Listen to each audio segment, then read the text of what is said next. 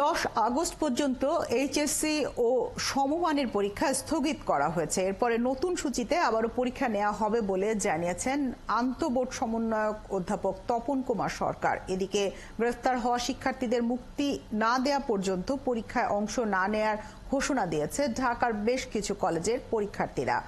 কোটা আন্দোলনকে ঘিরে সারা দেশে সহিংসতা এবং চলমান কারফিউ কারণে এখন পর্যন্ত 8টি পরীক্ষা স্থগিত হয়েছে।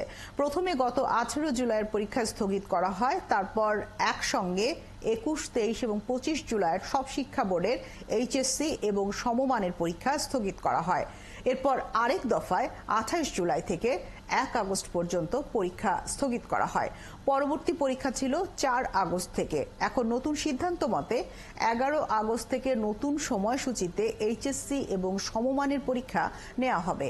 তবে সহিংসতার বিচার এবং গ্রেফতার হওয়া পরীক্ষার্থীদের মুক্তির দাবিতে পরীক্ষা না বসার ঘোষণা দিয়েছে Notre Dame, Dhaka college, Viqarunnisa, Dhaka city college residential, BFA Shaheen, Uttara Rajuk model সহ বেশ কিছু কলেজের পরীক্ষার্থীরা।